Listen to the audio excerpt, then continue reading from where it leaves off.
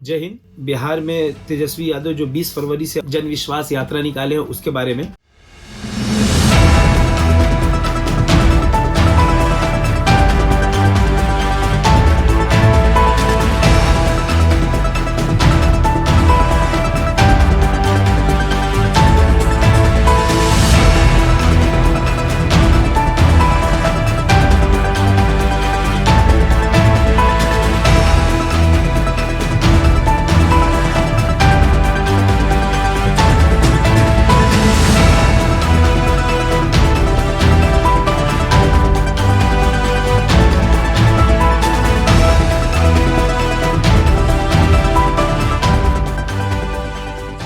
जिस तरह से भीड़ इकट्ठा हो रही है उनके जन विश्वास यात्रा में, क्या वो वोट में कन्वर्ट हो सकता है? क्या तेजस्वी यादव आज के डेट में नीतीश कुमार और प्रधानमंत्री श्री नरेंद्र मोदी के ऊपर भारी पड़ रहे हैं बिहार के अंदर?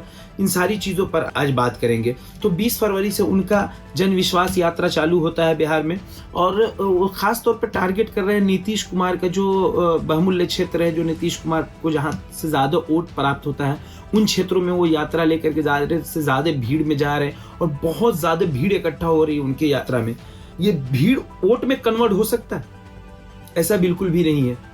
अगर भीड़ वोट में कन्वर्ट हो पाता तो आप अकबरुद्दीन ओवैसी और असदुद्दीन ओवैसी के जो भाषण होते हैं उसमें भीड़ देखिए किस प्रकार से भीड़ होती है। लेकिन उनकी पार्टी शायद कहीं पे जीत पाती है, अक्सर जगहों पे नहीं जीत पाती है।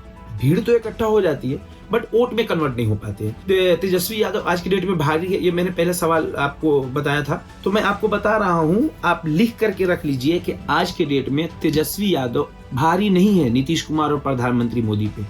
मोदी जी के पास सबसे मजबूत रास्ता है, बैक डोर, पीछे का दरवाजा, पीछे का रास्ता। पीछे का रास्ता उनका इतना मजबूत है कि आगे के गेट को कब गिरा दे पता नहीं चलेगा। हम आपको समीकरण बता रहे हैं, पीछे के रास्ते से बिहार में वो लगातार हार रहे, लगातार फ्लॉप हो रहे, लेकिन हर बार वो पीछे के रास्ते से सरकार बना रहे। 2 मरतबा तेजस्वी यादव उप मुख्यमंत्री बने, दोनों मरतबा उनको हटा दिया गया, दोनों मरतबा वो पीछे के रास्ते से आए, दोनों मरतबा उन्होंने सरकार बना लिया। हाल फिलहाल में 2014 के बाद जब वो प्रधानमंत्री बने हैं और 2014 के बाद से जो ये समीकरण चालू हुआ है, एक मोदी लहर चालू हुआ है, ये सारी चीजों के बीच में 2 मरतबा उन्होंने पीछे के दरवाजे से सरकार बना लिया बिहार में। तो उनका पीछे का दरवाजा बहुत मजबूत है।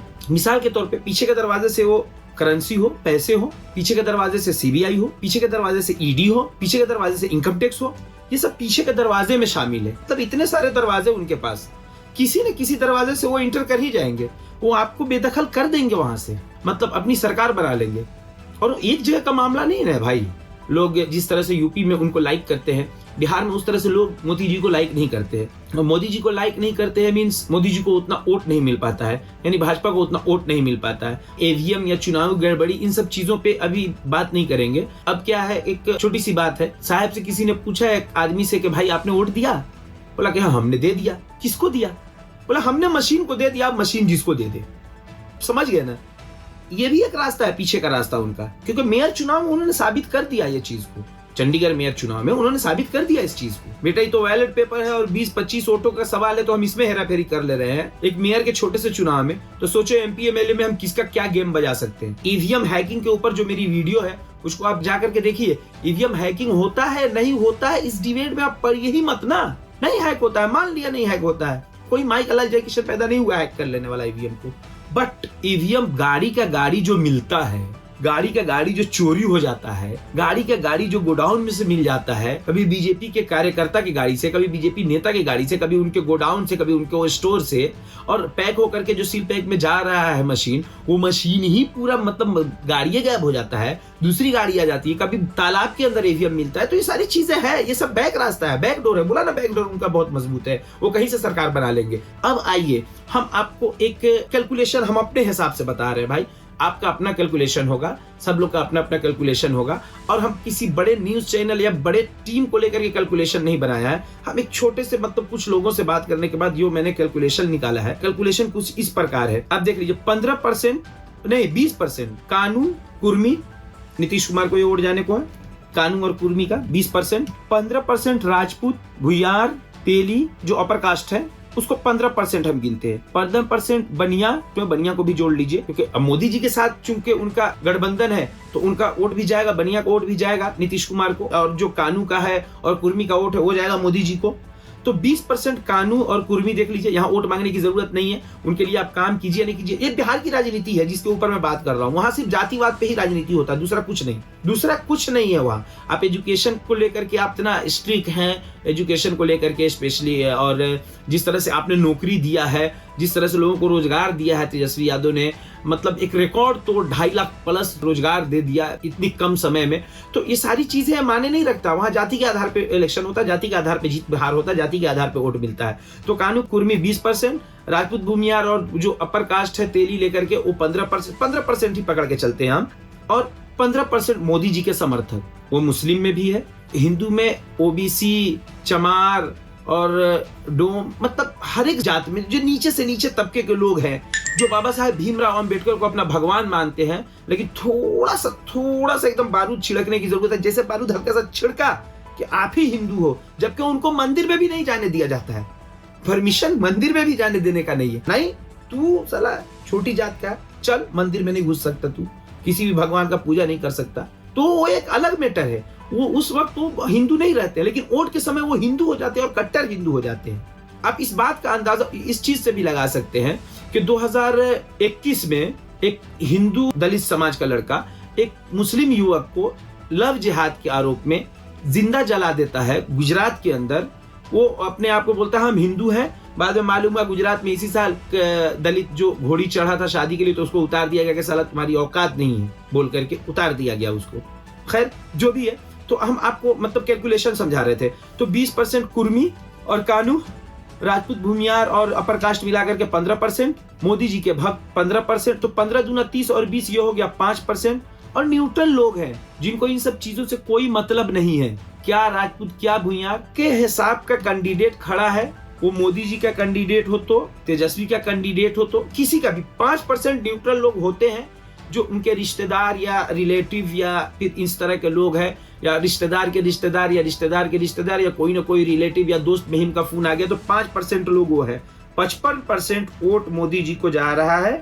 आप ये तय कर लीजिए, अगर मोदी जी और नीतीश जी एक साथ मिल करके चुनाव लड़ रहे हैं बिहार में, तो 55% वोट जा रहा है। जीतने के लिए 45% काफी है, 45 से 46% वोट काफी है, और 55% वोट जा रहा है। कैलकुलेशन एक मरतबा फिर समझ लीजिए, कुर्मी कानू का वोट नीतीश जी की वजह से 20% है, वो जाने वाला है एनडीए गठबंधन को। उसके बाद अपर कास्ट के जो लोग हैं वो लगभग 15% है, 15% का वोट उधर जाने वाला है, और 15% मोदी जी के भक्त को। इसको कहीं नहीं डिनाई कर सकते हैं आप, जो मोदी जी को दिलो जान से चाहते हैं। कुछ लोग तो बोलते हैं हमने दिल दे दिया, तो 15% उनका, तो 30 और 20 50, 5% न्यूट्रल, 55%। जीत के लिए चाहिए कितना? 45%, 10% एक्स्ट्रा वोट हो रहा है। सपोज हमारे कैलकुलेशन में कुछ आगे पीछे भी होगा तो 10% कट जाएगा, 45% मिल रहा है, जीत रहे हैं। मोदी जी और नीतीश जी की पार्टी जीत रही है बिहार में आज के डेट में। हाँ, अब आइए, मैं बात शुरू किया था 20 फरवरी को, जो जन विश्वास यात्रा चालू किया है तेजस्वी यादव, पूर्व उप मुख्यमंत्री बिहार, वो एक 34 साल का लड़का, क्या इन सब पे भारी पड़ने वाला ये 55% पे? क्या लोगों के दिल में अपना मकाम पैदा कर पाएगा? क्या लोगों के दिल में अपनी जगह बना पाएगा वो लड़का? ये बहुत बड़ा सवाल है। वो अब कह रहे हैं कि हम मुस्लिम यादव समीकरण के पार्टी नहीं है, हम ओबीसी के पार्टी है। उन्होंने सबसे बड़ी बात कही, हम पुअर पार्टी है, गरीबों के पार्टी है हम। इनका तो हमने आपको बता दिया कि हम मोदी जी और नीतीश जी अपना सरकार बना लेंगे आज के डेट में जो वोट होगा। अगर इनका जन विश्वास यात्रा सफल रहा, लोगों के दिल में इन्होंने 10% भी जगह बना ली एक्सटर्नल, जितना उनका वोट है, जितनी उनकी इज्जत है और जितना उनका समीकरण है, उससे 10% एक्स्ट्रा जगह अगर इन्होंने बना लिया, तो कुर्मी और कानू में से कुछ वोट कट के इनको आ जाएंगे।